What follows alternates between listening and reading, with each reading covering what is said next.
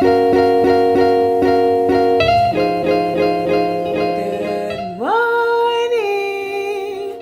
Hey y'all, how you doing today? Well, your girl is doing well. Can't complain. I have been very productive already today. I went and got my oil changed. I need to go pay for my tabs because it's that time of year. And do you want to know how much I have to pay for my tabs? It's a 2016 and it don't have no bells or whistles. $354. Where is that? Okay, I just don't understand. That's $30 less than it was last year. So I guess I should be kept my blessings, but my goodness, that's a lot of money, ain't it? Chloe, go potty. Go on. So I opened the door this morning, and we've been having this like crazy weather around here. We had this huge windstorm, and it knocked out a bunch of people's power. Thankfully, my power didn't go out. But let me just rewind and give you some backstory before I show you my backyard. So in March, I called maintenance and said, you know what? This fence, it keeps knocking. It would be like dunk, dunk, dunk, dunk all night long whenever the wind would blow. And then it'd be like making all those noise, right? So one day, because it took me months to even figure out it was the fence. I thought it was the tree knocking against the fence. Well, they cut the tree damn near down to nothing, and it was still happening. And I tell them, hey, this is what's going on. You probably need to come fix that, because you could literally see it going back and forth like when the wind blew. So that was in March. They didn't say nothing. In June, or no, it was in April, I said it again, and she's like, oh, the owner said he's coming for a visit, and he's going to take care of it when he gets here. That's what property management told me. So the summer came. He normally comes in like June. It came, it left. He never came and fixed this fence. So in the summertime, I really didn't think about it because, it's nice. The wind's not blowing crazy. No issues. In November, we had a house inspection for the city, and the weather started acting up again. And I asked her, kind of put her on blast because the inspectors were here. And I was like, hey, so what's up with that fence? She's like, yeah, the owner said he's going to take care of it. But let me follow up with him about it. Y'all, look what I see. You know what? I might have felt bad if I had just like let it go and didn't tell them. But I told y'all. I told you and I told you. So y'all got to come fix this fence. I told him, I said, I have a dog that likes to spend time outside. She don't. And I leave her out there for extended periods of time. I don't. But I wanted to make them know that it was necessary that they come fix this right away. You know what I'm saying? So sometimes you got to put little ad-libs in to let them know the urgency behind them getting their stuff together. And I reminded them how I told them in March, April, and again we talked about in November. Just so she knows, this is not new. So don't try to be like, oh, we had no idea. Yes, you did. Yes, you did. Because I told you. I'm just minding my business, y'all. I'm trying to live my best life. All I want is the things that I pay for to work. That's all I'm asking. And I pay for that fence. When I opened the door to let Chloe out, my face was like, like in it, the wind. That's to show you how windy it was. Is that I didn't even hear it fall down.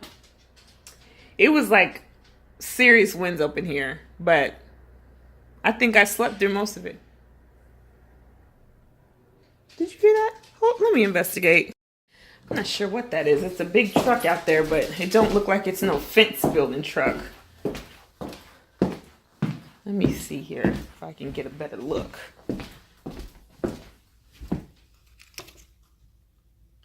Oh, I think it's the power people. Wait, is my power off?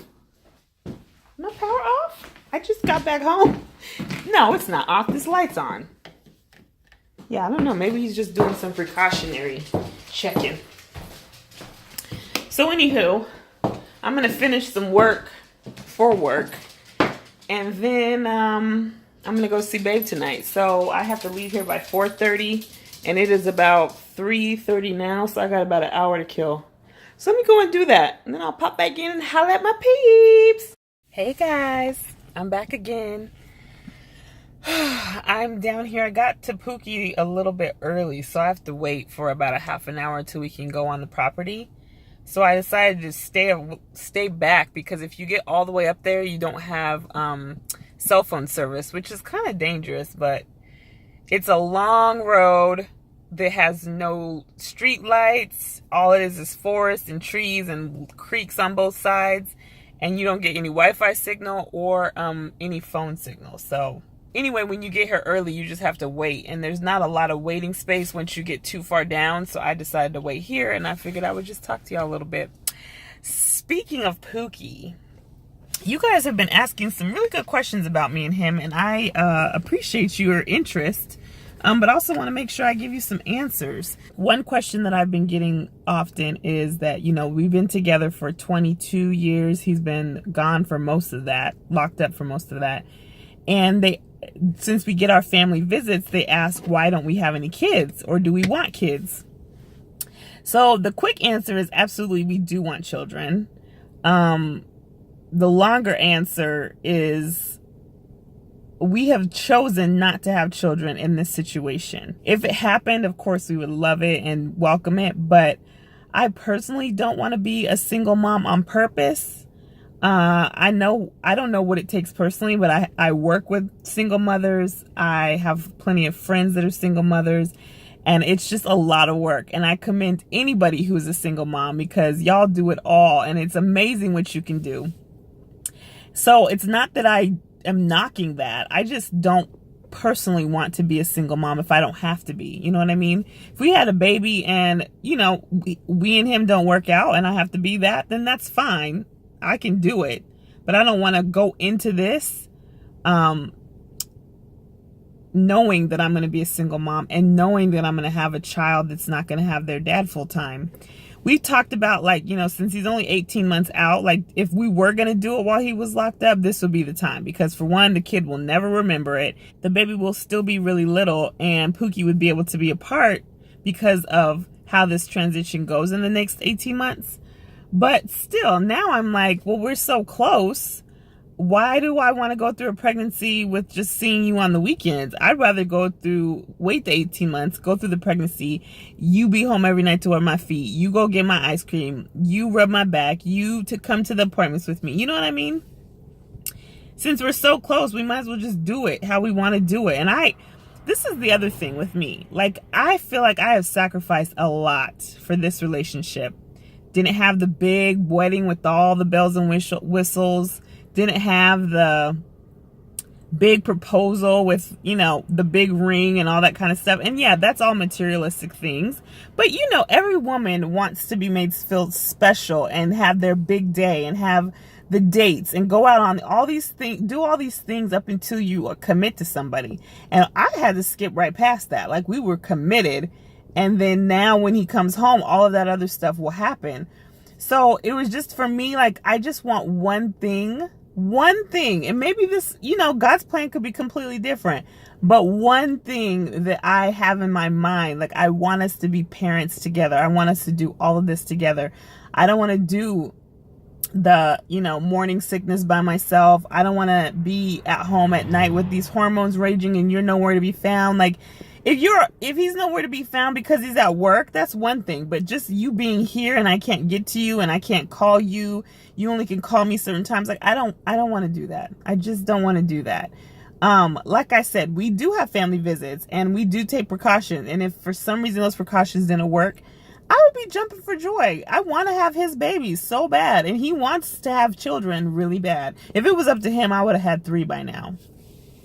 But at the same time, he also feels the same way with me. Like, you know, I am going to be a little bit older. At one point, I mean, I still am overweight. I'm working on that weight part. But, you know, the age, being overweight, you're more at risk to have a high-risk pregnancy. And so I didn't want to be having a high-risk pregnancy. I'm the only source of income. You know what I mean? Like, we've really been putting a lot of thought into it. And we just want to make sure that, for one, like, I see kids that have been basically raised in a prison.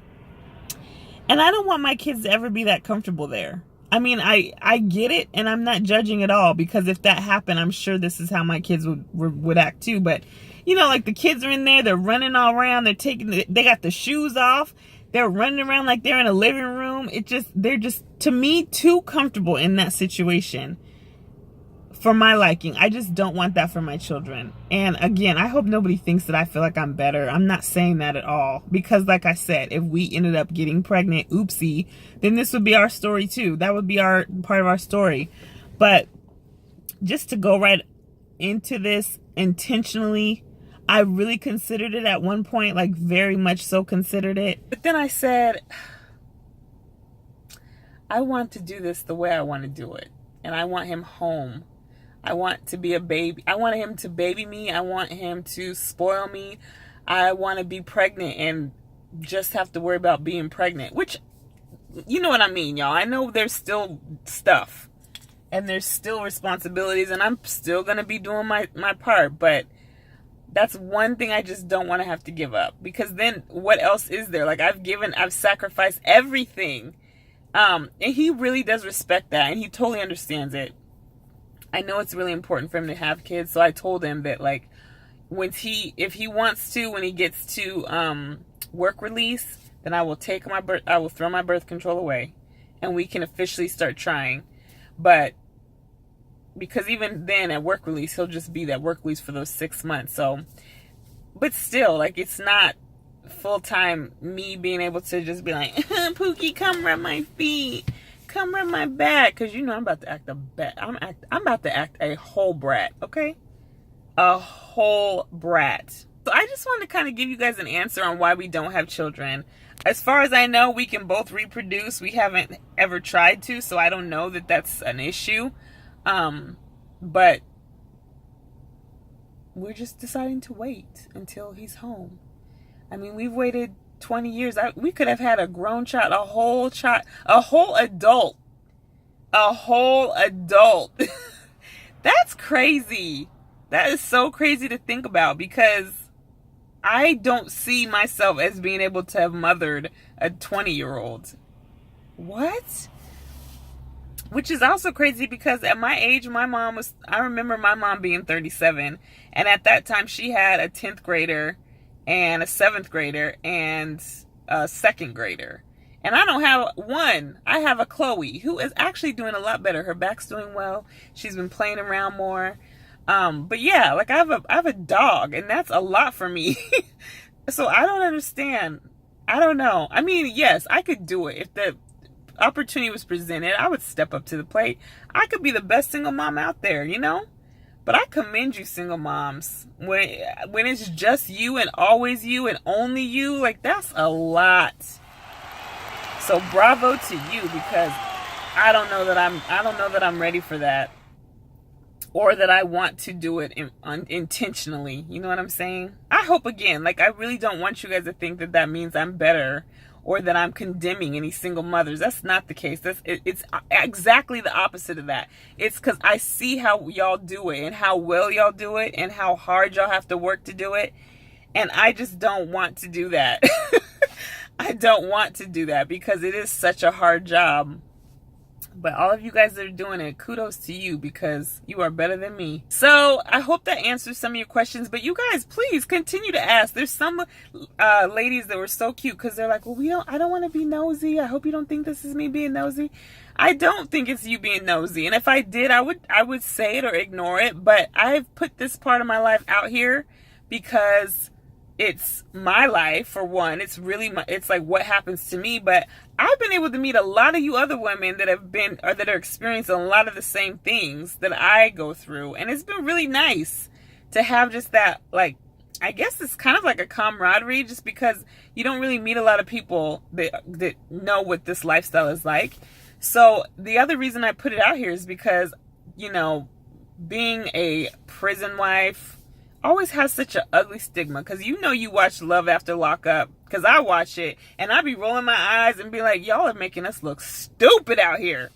But I know people have questions, so ask me the questions. I'll answer. If it's not something I want you to know, I'll tell you, and I'll tell you why I don't want you to know. You know what I mean? Like, I'm trying to be as transparent as I can, and this is really a new thing for me, because I never was like this about my relationship with Pookie. But neither one of us were. We were very private, because we have been burned a few times before. But now I'm just like, you know what? I'm close to 40 years old. Who cares what you think? I don't. And this is my life. So why should I have to hide it? Because some of y'all want to understand. If you don't understand, that's okay too. But I'm kind of just over caring what people think. So you want to know, you ask.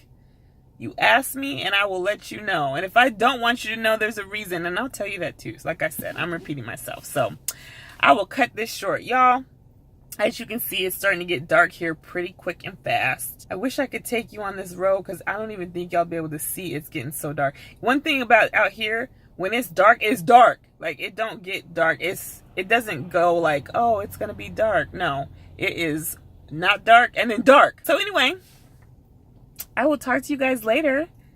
Thanks for joining me today on this vlog. It was kind of chill because I didn't take y'all to the oil change, but I mean, you wouldn't want to see that. So yeah, I'm going to go see Babe and have a little bit of flirting time with him and check and see how his week started out and vice versa. And I'll talk to you guys soon. Y'all have a blessed week. Have a wonderful night. I'll talk to you later. Bye, y'all.